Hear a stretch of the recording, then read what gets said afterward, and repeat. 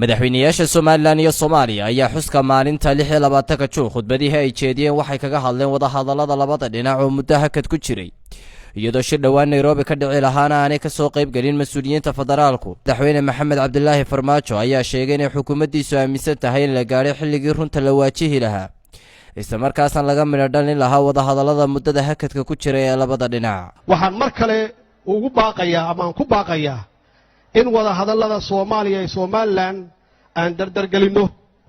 waxaan ku soconnaa muddo 30 sano ah hadda oo ummadda Soomaaliyeed uu waqti badan ka lumay gaar ahaan dhalinyarada.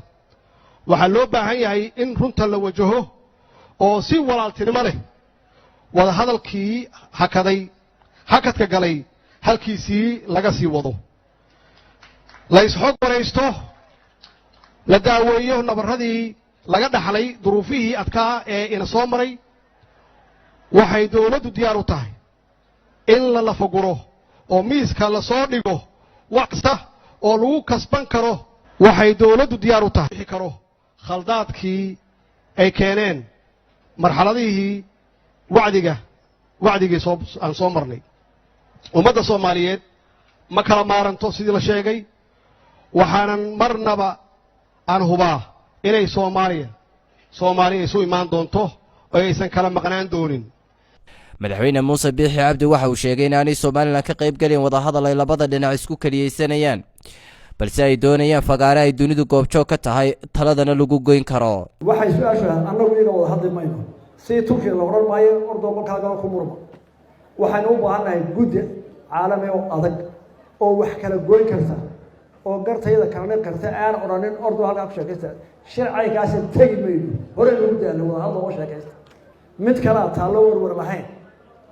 dastuurka Soomaaliland wuxuu ku fadhiyaa kii 60 ee xuduudaha Afrika isticmaalku ka gatay.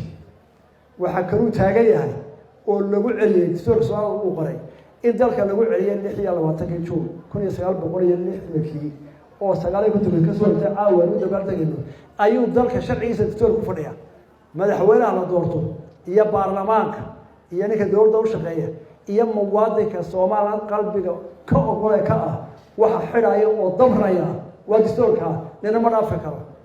waxaan ku leeyahay qololtiina dadashino dastuurka aan haynaano kama doodi karno qarannimada taado dowladda gelimayo dad baare Afrika ku fadhida xeekare fadhida warimakan wixii garta. wada hadallada Soomaaliland iyo Soomaaliya oo dhowr wareeg la iskugu yimid ayaa midho dhali waayay waxaana dadka arrimahan u dhuun dooloola arrintaas u sibir saarayaan iyadoo dhinacyada is hor fadhiisanaya ka warwareegayaan inay waajahaan mowqifyada xasaasiga ah ay dhinacyadu kala taagan yihiin.